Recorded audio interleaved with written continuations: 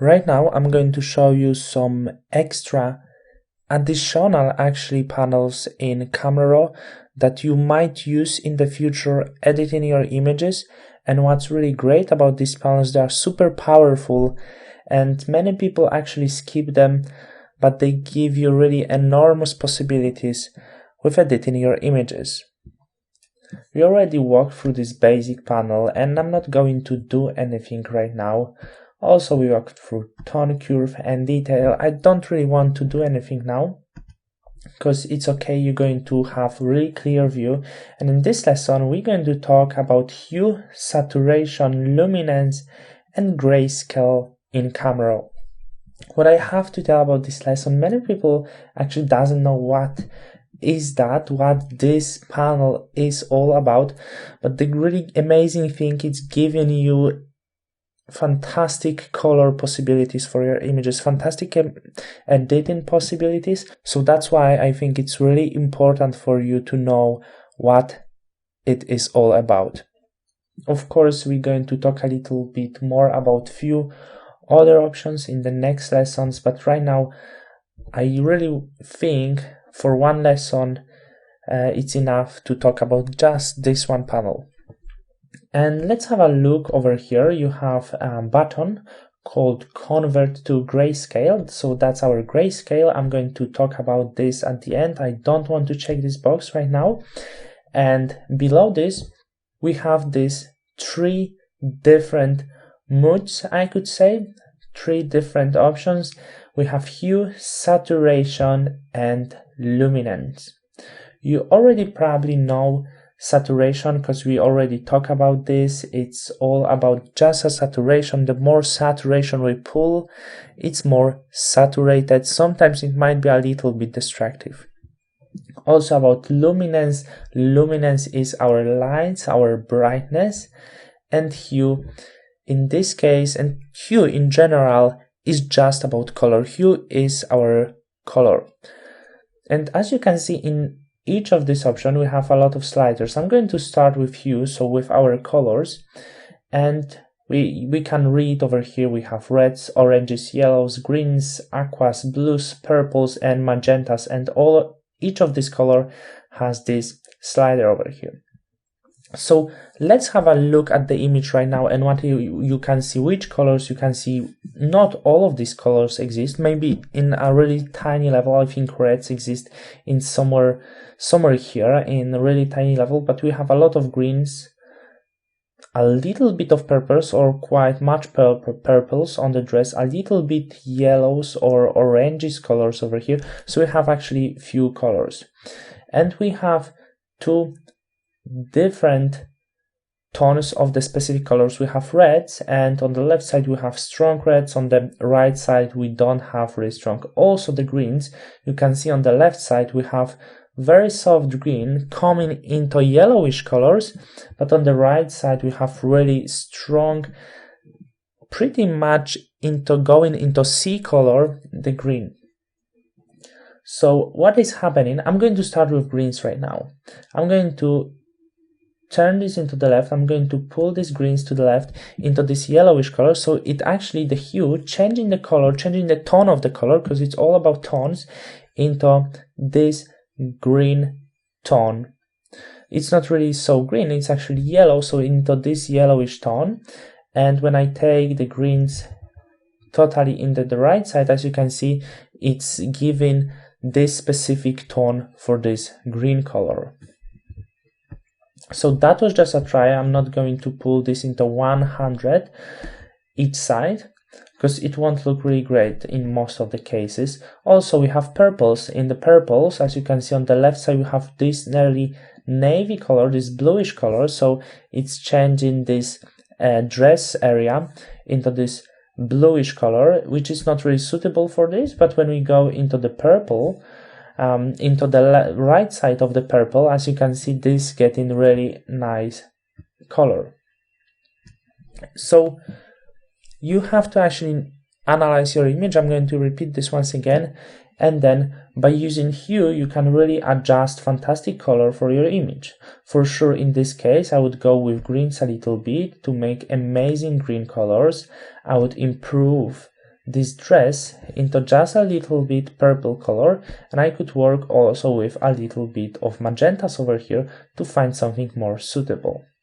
I'm going to see how reds work, because this area over here is pretty much strong, so I'm going to go with red into this washed out color, but the background still doesn't look so well. Maybe I'm going to add a bit more yellow color, this yellow colors into the red actually.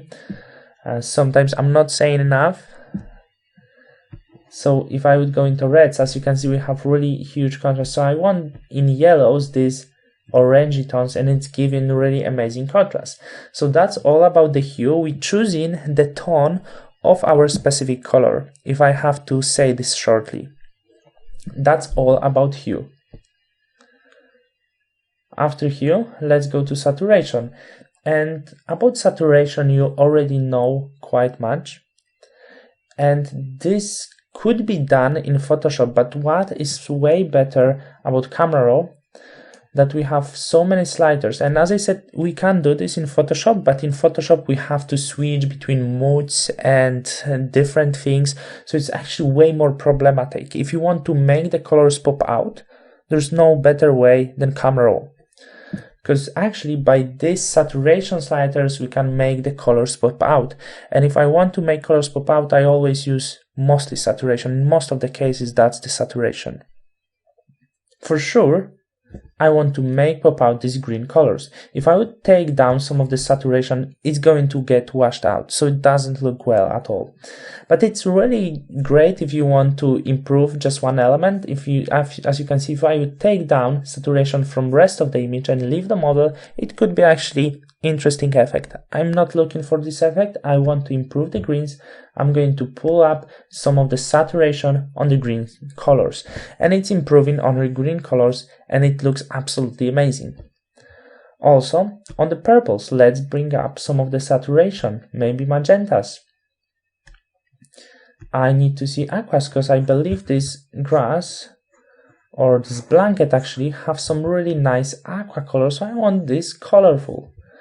About yellows, we can improve also yellows to make this background colorful, and oranges, because there is still a few orangey colors. So as you can see by these sliders, I can improve saturation of each element I really want. I don't need to improve all of the saturation at once, because it might be very destructive, but sometimes maybe we just want to improve green colors, so then we only improve in green colors of the image.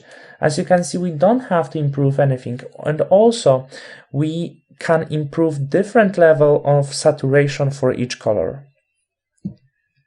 The other thing is with luminance, and I have to say I'm not often using the luminance section in the case of editing my images. Luminance is all about light. So what I'm going to show you, let's start with greens. So this color looks really amazing right now. And as I said, luminance is about light. So when we pull this into the left side, so when we pull this out, we're taking down the lights that existed on the green areas. And right now you can look around and there's not much lights left. When we pull this up, actually we're letting a lot of lights coming through these green areas, and it's becoming too bright. So I don't really want this. I'm just going to add maybe a little bit of the brightness on the greens. Also, the purples would have interesting effect, because I believe it will become nearly white when I'm going to pull this up. And I'm totally right, it doesn't look so well. So that's why I don't think really luminance is so much common in use. But sometimes when you want to improve some lightness, as you can see, some brightness, you can do this by using luminance, and it will be super powerful for your image. As you can see, I can operate by these oranges, so the color of the skin, because I find this was a bit dark. I don't want this, because this beautiful model looks a bit weird right now, so of course I want to bring luminance a bit on the oranges, because luminance is actually the most powerful if it's about skin tones. It was a bit too dark, so by oranges I can pull this up, and as you can see, our beautiful model is even more beautiful in this case. So that would be all of our explanation for this hue, saturation, luminance section. Of course, if you have any more questions, you can write this down just in this lesson. And of course, I recommend you to experiment with all the sliders. It's very simple to understand them. With my explanation, I'm sure you won't have any difficulties with this. The one more option in this panel is grayscale. I'm going to convert this to grayscale, and what happened here, we have again the sliders, but they're irregular, they're way different because they're already set up. For example, greens have specific amount of green colors in this grayscale, so that's why it's on this level. Also, the reds have specific amount of the reds color in this grayscale, so that's why it's on this amount. And this allows you to create really amazing dynamic black and white images. For example, we want this background, as I said, a bit darkened. I can pull down the green colors, and as you can see, the background is getting darker. Also, let's do something with this dress. I think it might be a bit too bright, so I can make this a bit darker, and what I could do, maybe just a bit dark, not so much. But about the skin, I would like to make this a little bit brighten. So of course we remember this will be orangey color, and I can make this a bit brighten.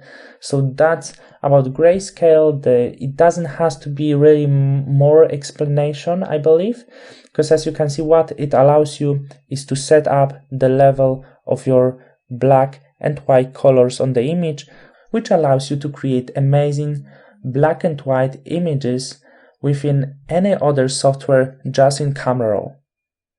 So that's all about this hue, saturation, luminance and grayscale section, and in the next lesson we're going to talk more about Camera Raw.